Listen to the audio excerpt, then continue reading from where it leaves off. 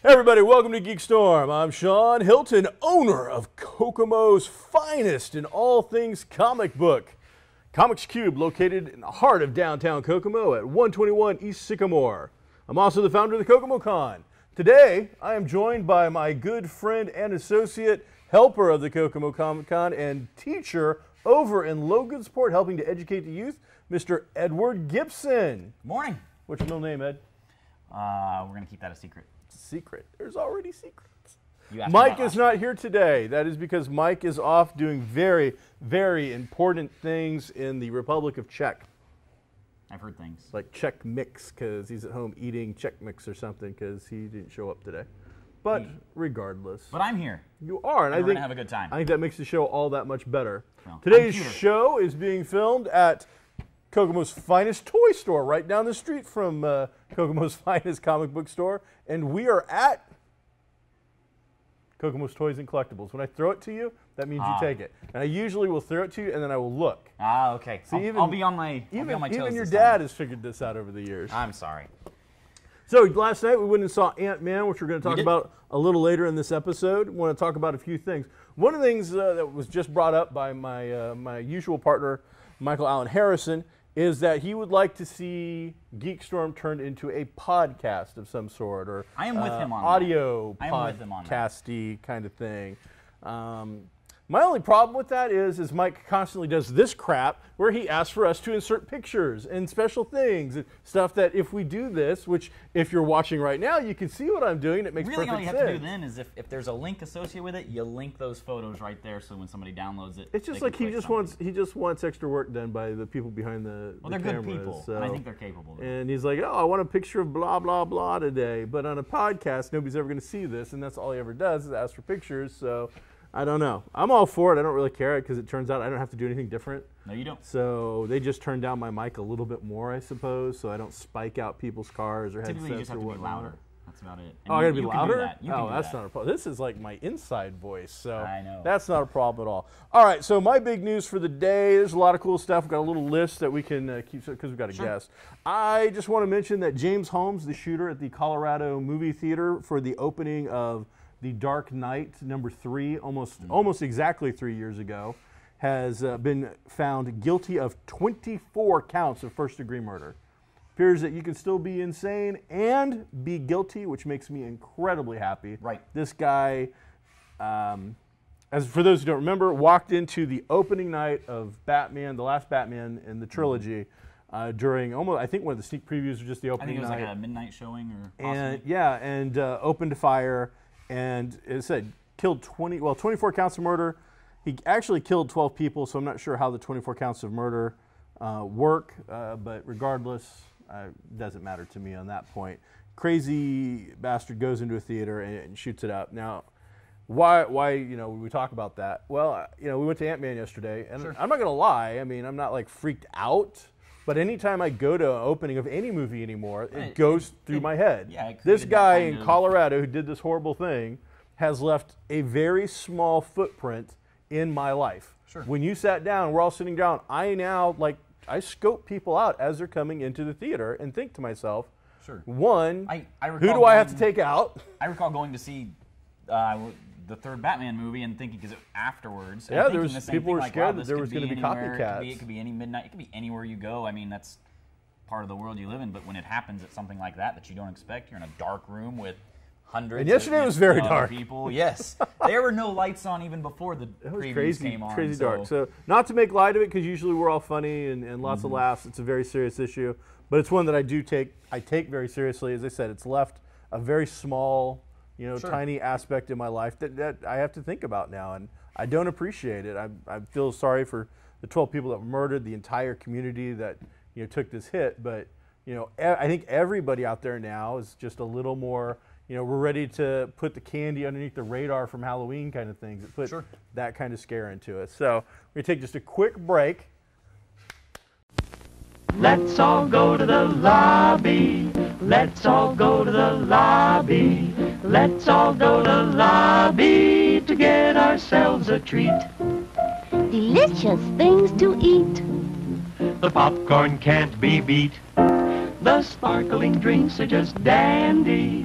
The chocolate bars and the candy. So let's all go to the lobby to get ourselves a treat. Let's all go to the lobby to get ourselves a treat. Now to pause and refresh. For your convenience, we have an attractive refreshment stand in the lobby with buttered popcorn, golden good and hot from the popper, your favorite candies, wholesome and rich with a flavor treat for every taste, ice cream and other good things to eat, plus delicious Coca-Cola. So bright and bracing with the tang and tingle unmatched by any other beverage. Enjoy ice-cold Coca-Cola at our refreshment stand right now. We're back. Hey, everybody. Welcome back. That was a quick break while we discussed some technical things. So, what's been going on in Ed's life, though? That was what I Not a whole wanted much. to hit. Spent most of the last week kind of catching up on some San Diego Comic-Con news. Man, there was stuff. so much. Tell me, what was your favorite bit of comic book news that came out of San Diego? For me, probably the best thing was 12 new Vertigo titles. 12 new Vertigo. Okay, so he pulled some news out of this. I did. I was going to say, almost every bit of news that I heard had nothing to do with comic books whatsoever. It And had to do it's with been comic like that book for movies. a few years. It's been more about the movies. Sure. But you have This to year really seemed dig to in be and you got to really find pronounced. So, but, I would have to think at this point the comic book companies, Marvel, DC, and those guys, really need to just think, is it worth us making any announcements at San Diego anymore?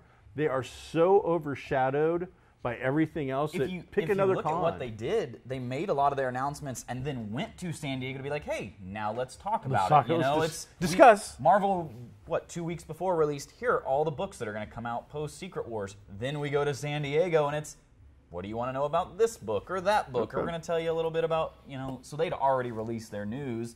DC had done the same with all their new #1s that have been coming out recently, and then let's go here and we're going to talk about this or that. No, but you're right. It's more, let's talk about this TV show. Yeah. Let's have a panel on the 2nd season of Flash, the 4th season of Arrow, where we announce that he's walking out as Green Arrow basically this time, and stuff like that. And the comic news, you got to dig. Yeah, it's really hard to find. All right, so DC has a sub-imprint underneath them, and it's been there for many, many years now, and it is called Vertigo. And Vertigo was the place where you saw those rising voices, you saw non-superhero and cape stuff, you saw a lot of thrillers, mysteries, horror books, things that were a little outside of the and a little more traditional norm of comic books. when DC was still doing kind of that not so much all ages, but a big thing. This was very much like Dad takes you in to get something, you're picking up Superman, Batman, whatever, and he can look at a Vertigo thing. Yeah, like he can get Sandman, and that's we something say he that like. when we say this is more adult. These weren't like nudie books or just hot flesh or anything crazy like that. These were just darker topics, a little bit more serious in tone, and kind of something you the don't vocabulary leaped from your 8th grade level up to your and they've college always had levels. 1 or 2 books that were kind of like their cornerstone, and they're coming to an end with Fables, wrapping up this Last year. issue of Fables will be 150, and it comes out next week. So they're kind of their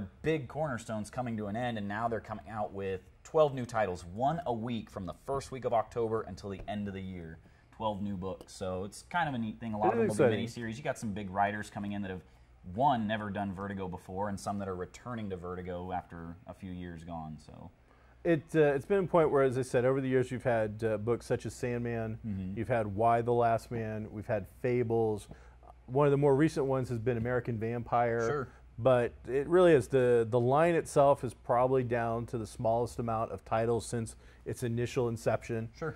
It's not been getting a lot of love or interest in the media lately. A lot of people were speculating that it was folding. They thought it was going to implode. They thought they were, and the longtime head editor of Karen Vertigo, Berger. she left, was it last year, I believe? I believe so. And that was kind of the big, is this the end time? And now all of a sudden here they come out a year later and say, look, we're going to keep going. We're going to keep pushing stuff out. And it's one of those, what's going to be the next cornerstone? We don't know. Is it going to be this new Darwin cookbook? Is it going to be another Peter Milligan? Is it going to be any of them? You know, are they just going to do a series of, which they've done a lot of miniseries over the year, you know, a lot of the stuff that comes out are short runs. But, you know, there's most of these, though, they're not saying anything about the titles. They are now pitching talent. It's like, we've got this very well-known creator, this very well-known creator, this very well-known creator. The first 4, you've got a little bit of a background. You've got one about some, like, all these kind of horror cliches that came out of, like, the 80s and the 90s, those horror movies. Well, imagine those really happened, and the survivors of each of them are getting together because the stuff's happening again. The kid that lived through the haunted house, you know, somebody that survived the kind of murder mystery thing, they're all coming together as it all happens again. You've got to, and which one of them is the killer? That's the good question. Yeah. So you've got kind of the alien mystery. You've got, you know, someone investigating paintings that come to life, kind of, you know, weird offbeat tales kind of stuff. So what Vertigo's been known for. Exactly. So my thinking, though, is just, has the ship already sailed on this particular imprint? You've got so many other comic companies, and namely, Dark Horse has been doing it for years and years. They've kind of been an outlet. But now Image has come on board, Boom has come on board, Oni has come on board. All of which launch creator-owned series almost every single week. A brand new #1 coming from these. And if you're a creator, you're keeping more of your money. Absolutely. You're keeping more of your rights. You're keeping all this kind of stuff. And I think that's kind of fun. So, and plus, I mean, it makes them more money. So, you know, I think DC is going to have a harder time keeping some of these bigger names than they have in the past because, you know, why would you not? If you can keep more of your cash and more of your name, more of your copyrights, trademarks, and stuff like that, I think you should. They're taking pictures, so we're posing up. So yeah, there you go. We've bored people enough with Vertigo, as Mike would say. So moving on, what else you got? I think, like you said, the big news was the movie news, and some big trailers came out. Movie and TV. What was your favorite that you saw? If you had to, you know what? My favorite thing wasn't actually any trailer. Okay. Because those we expect anymore. Even like, oh, that was so cool, and people are freaking out. I saw a picture that was actually probably my favorite moment. They had a Flash panel with the TV show Flash. Sure. And like almost every single major member of the crew, from Flash himself to Cisco to Dr. blah blah, the Reverse Flash. Reverse Flash. Everybody was there. Sure. And there's a picture of, is it Lee Merriweather, the I think the second Catwoman from the 1966 Batman series, like taking selfies with them. Okay. So it's like a lot of superhero selfies at this convention. It was, and most of them felt very planned and kind of. I don't know. The big giant cheesy. Fox one was the, the Fantastic Four and X-Men and Deadpool and Stan Lee. Felt cheesy to me, but this was really just the old school coming to hang out with the new school and meet them. Very cool. And so I thought that was kind of fun. But what people really want to know is, hey, what do we think of the Suicide Squad? What do we think of Deadpool? What did we think of Superman versus Batman? Sure. I've seen the clean version, and when we say clean, not the shaky cam, some guy took it thing. I think the only ones released for that are Suicide Squad and Superman. I saw Batman. Suicide Squad and Batman this morning just to make sure I was fresh. Rewatch those today. I liked that it looks like in the Batman Superman things are spinning directly out of the Superman movie. Absolutely. You've got the scene with Bruce Wayne running towards what looks like the big Metropolis fight that came out of Man of Steel. He's running towards to save some people, and that really drives the next movie. It looks like Superman's on trial and stuff like that, which is kind of cool. And of course, we saw what we want to see, the two of them getting ready to, go head to head, and everybody wants to see Superman fight Batman. They do. Everybody wants to see Batman beat up on Superman. Once you see it, is it going to be what you expect it to be? Yeah, I doubt it. That's the big worry that I don't think it will be. I think that they had the right idea spinning out this movie into the next movie with all the destruction, because the fans were all clamoring about how destructive this movie was. Yeah. How many he just billions destroyed. upon billions of dollars worth of damage were done. How many no thousands of people had to be dead. He wasn't trying to take the fight out of the city to save people. He was doing it right there. So this, I think, goes into that feeling a little bit. So that part's kind of cool. But on the other hand, and this is a complaint that I've had since I first heard about it, they didn't build this long enough. They're trying to make it look like, at least in the preview that I saw, that Superman is almost this Messiah-like figure to others, and the polarizing opposite of that to others. So it's almost a take on what we see today I suppose in I real could life see with it. religions. The way I look at the trailer, the way I saw it, it seems like he's more the the opposite. Like no one wants him. They're showing more the anti-Superman. Sure. Kind Well, of I think thing. that's to build up to the So- verses. But there's a couple of scenes like you see people on a roof, as a flood's coming with a giant S Sure. symbol on it, and there's a couple of things where you see where people I think are embracing him. So I think you're going to see it's just this big polarizing thing, and Batman, Bruce Wayne is on the other side of it and is going at it. The acting, what little you can see in the trailer, looked pretty tight to me. The complaints about Ben Affleck as Batfleck and whatnot seem unfounded so far.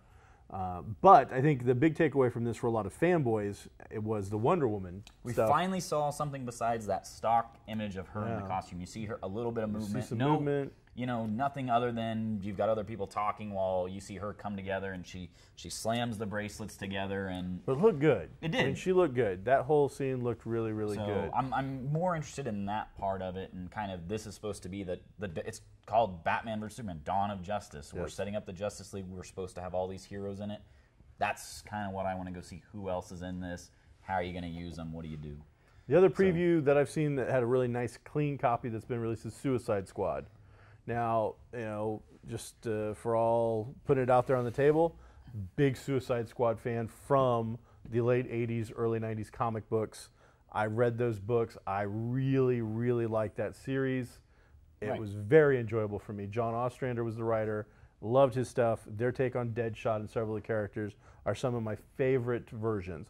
They keep some of the classic characters, but then they change up a whole bunch of Well, you characters. kind of got more the current version of the Suicide Yeah. Squad. Obviously the big name that's been added is Harley Quinn, but you've still got Deadshot. You got Killer Croc in there. You got a couple things like this. The El A lot Diablo of El Enchantress. Diablo's in there. I believe Captain Boomerang is in this one from the original. Rick Flag. So you've got a nice mix.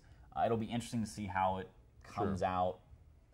Coming from my standpoint, where I'm like, I dig the whole bring the bad guys together to do something. Let's be honest, it's called the Suicide Squad. My first question is, who doesn't make it through the end of the movie? That's a good question. And My money's on Enchantress buying a bullet to the head. okay, I could see her getting taken out. El Diablo, the guy with the. yep, I think can see him getting because taken you look out. at your others, you got bigger actors, bigger names, and villains. Bat villains, I don't think are going to bite the dust on this one. So in the great scheme of things that is Suicide Squad, Deadpool was like a charter member from the very beginning, and is Really? on the last page of the last issue. really, now how'd they get the rights for Deadpool? Oh, kiss my. So, Deadshot is a key member throughout the entire thing. He's safe. And now what I want to know, and so so the fans want to get in, all four of you guys who watch it, he wears an Under Armour in this thing, which you see all the time. And when I say Under Armour, I don't even think it's bulletproof stuff. It almost looks like the Under Armour that you see athletes wear now. And the neck comes up on it. Okay. His neckline, where a really oversized T-shirt might be, says something.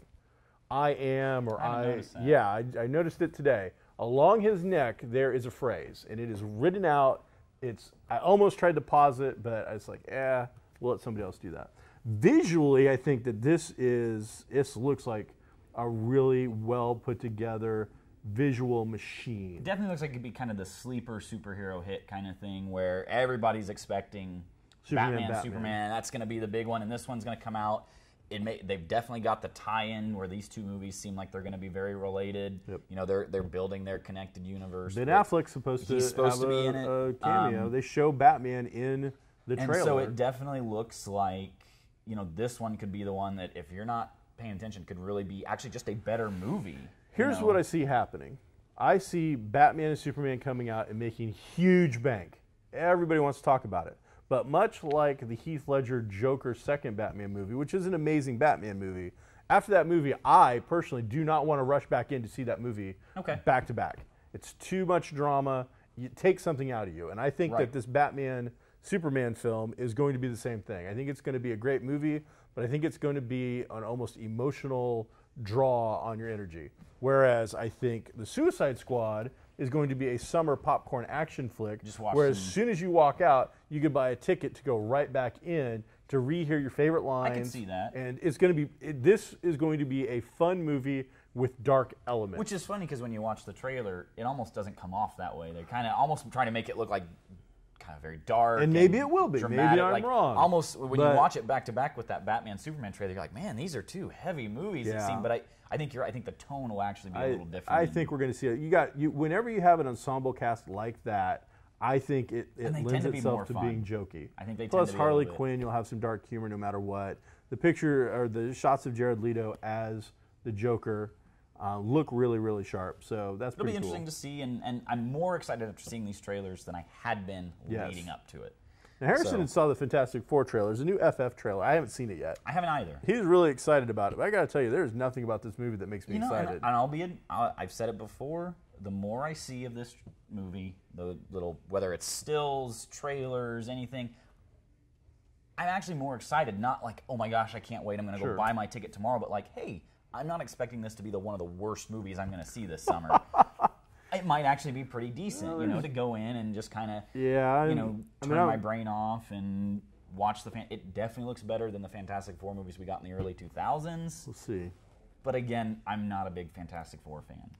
I want to be, but there's nothing about this trailer that makes me interested Again, so far. I'll say The Thing looks a lot better than he did in those other movies. He still looks bad. So he doesn't look great, but he looks better. And I think we're getting there. I mean, he went from a lumpy turd to a bumpy turd. I just don't know that that's really that interesting to me. Well, I guess we'll find out here in a couple weeks when it comes out. Okay, so let's get into just fun stuff. Sure. Because that was a lot of depth there. So in my world, the Alfred Pennyworth fight happens. We've got, let's see here, make sure, Jeremy Irons, Michael Caine, and Sean Pertwee. Now on a physical level of just beating each other down in a pure umbrella, whatever that thing is that the servers carry. A tray, an umbrella, and I don't know, some napkins. It's got a brass teapot on there. Brass teapot. Who's coming out in the physical fight between these two actors? Not to say that there's more actors that have played Alfred, but these three are the current, and quite frankly, I think they're the best. Man, I want to give it up to you're putting the physical thing. I am. Otherwise, I'd give it up to Michael Caine hands down. I want to see some. I got a feeling that at his point right now, Irons is going to take him out. Okay. But I think Michael Caine's got some secrets that we don't know about. Sure. He's got some kind of special. I think he might have been a secret James Bond at one point that we don't know about. I can absolutely see that. I'm putting my money on Sean Pertwee. Really, I'd have to go. If you're going straight physical, Physicality. I'd almost say Irons would probably pull this one out, but I'm not positive. I like Jeremy Irons quite a bit, but I think Sean Pertwee has the edge. Okay. I think he's, just in Gotham and whatnot, we've seen him do a few things, and if anybody's going to just, whoop up on somebody with all of a sudden Butler Foo. I can see that. Now, actor. Michael Caine. Michael Caine is winning hands down. I was blown up when they cast him as Alfred. I was like, "You've got my money." I don't even care what you do. When they cast him as Alfred, I was like, "What?" Oh, I mean, does Michael Caine need the money? What's going on? Was Michael Caine playing the butler? But then I saw his and he was probably my favorite Alfred so far. Man, he was so good. He really was the best. And even going so to far. physicality, he makes me seem like he could be like the King's, in Kingsman, where he's that English gentleman that comes around and empties a bar full of people. Michael Caine is a thespian badass, so that's hard to beat. Jeremy Irons we haven't seen yet. But in the trailer, he was I think really we both talked about it. We didn't even realize that was Alfred until you're going, wait a minute. If it hadn't been for the English accent, I would have thought he was Commissioner Gordon. Yeah. He carries his own against an older, grittier Batman from Ben Affleck without a problem. I still would have to give it hands down. It's going to be Michael Caine. I almost am willing to put him down for both actor and physicality. Woo! All right. Well, I think we disagree on physicality. I think Sean Pertwee wins, but for acting, I think we have to give it up to Michael Caine. So now we'd mentioned them talking about Batman, Superman, leading into the Justice League. Okay. They had the new Flash, who I have to look on my paper. I don't actually remember. Ezra Miller. As playing the big screen version of Flash, whereas Grant Gustin is playing the small screen version, and Stephen Amell, who plays Arrow, is very vocal. He's got an amazing social media presence. He wants the universes connected. Yeah. And he's very vocal that he thought you just cast Grant when they cast the other guy. Sure. Why aren't we using him? That just doesn't make any sense. And DC Media kind of came out, and Jeff Johns is kind of part of that new. He's kind of heading up the movies and TV show area, and he was pretty vocal at the start, saying 2 different universes. Yeah. We want 2 different, and you look at all the DC TV shows that are out, which are some are in different universes, some aren't, and there's even been a lot of fans that are doing the put them together, you know. Well, Ezra came out and said, and very, you know, it seemed like really well put together, happy, kind of go lucky. He goes, I love it. He goes, I love Grant. He's great. He goes, you know, we're both Barry Allen, and just like in the comics where the alternate universes meet up and they meet each other, he goes, I'm down with that. He goes, that's how we're doing it. That's a different universe. They're alternate universes. We both exist as the Flash at the same time.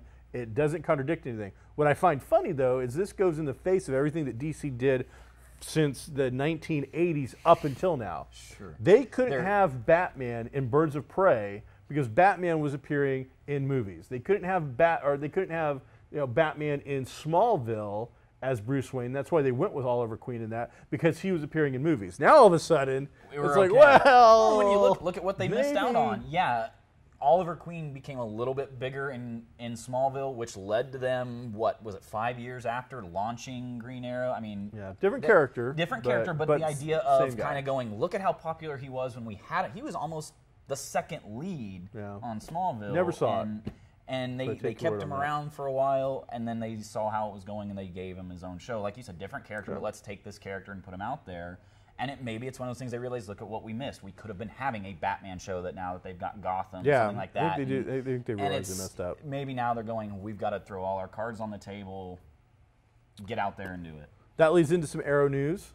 So Amel takes stage at San Diego in full costume. And a new costume, a really good-looking costume, except for hit some shoulder pad type thing that I was a little like, I don't really get that, but whatever.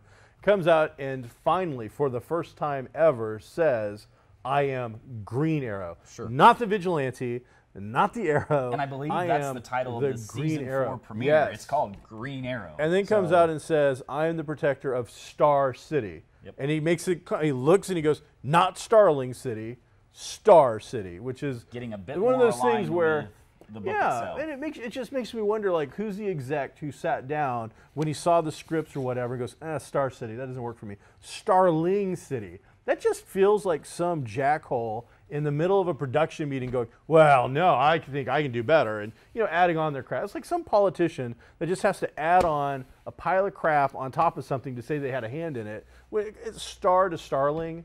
Really? What I always wondered why they went that way, and maybe it was just to do, like we've said, a little bit different, a little extra, but then you go and do Flash, and boom, we're not calling it anything else. He is the Flash. And, you know, he's I think the Flash had direct impact. They're like, you know what? They call him the Flash, not the Speedster, not the Speed Vigilante, the Blur. Well, I thought we were going to get the Blur for a minute, but luckily they got past that real quick.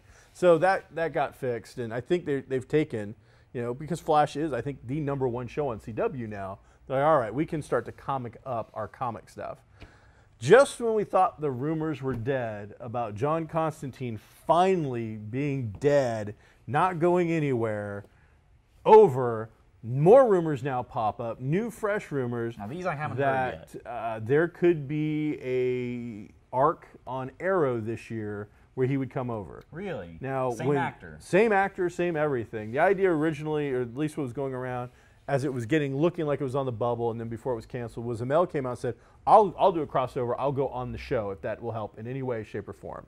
Didn't pull anybody. Then there was talk that, you know what, we'll bring Constantine over to Arrow and do an arc, and then that kind of finally just faded out. They announced it was done. It's over. It's not coming back. Now all of a sudden, there's fresh rumors popping up that Constantine, Hellblazer, could be coming over to Arrow. There's still some politics involved. There's still some hoops. But I got to say, there were two different channels here. You had an NBC and but DC's made it clear that they want these TV shows to all kind of whoever it was, you say it was NBC? I don't remember. I think it was NBC. You know, whoever it was, you know, they're done. They've walked away from it. So I'm under the impression the way most of these contracts work now is NBC doesn't have claim on it.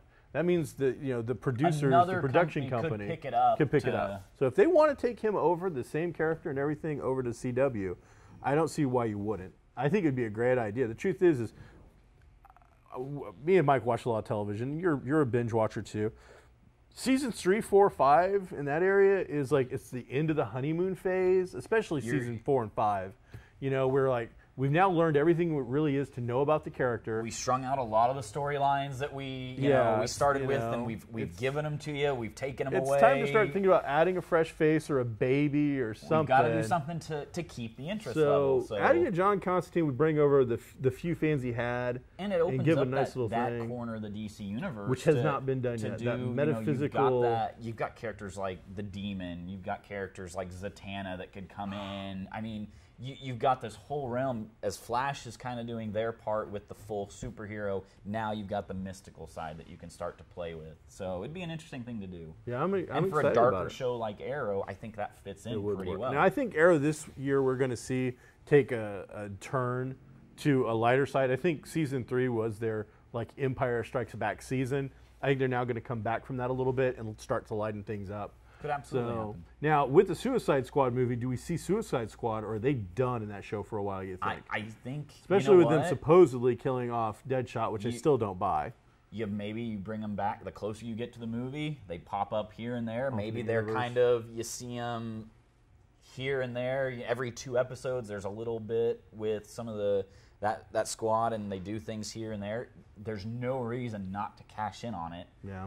When you see you've got this movie coming up, use them at some point. Have an episode that ties in. So Entertainment Weekly put out a new cover. Yes, they did. It's got Olivia Munn as Psylocke, Apocalypse, and then we got our your favorite Magneto. Michael Fassbender, Magneto. That's pretty much right there. He's great and has been great as Magneto since X-Men First Class, without a doubt. He's made everybody a believer. Olivia Munn, I don't care what you do with her. She's just hot, and I'm on board. This is our first look at her as Psylocke and our first look at Oscar Isaacs as Apocalypse. And now, her as Psylocke, she's in the purple leotard. Yeah, she's in the ninja Psylocke. She looks like she stepped out of the comics. That's not a problem at all. Then you got Oscar Isaacs as Apocalypse. Apocalypse, and it's funny because I keep seeing the same memes, is now being compared to some Power Rangers villain who I don't know. Okay, my generation.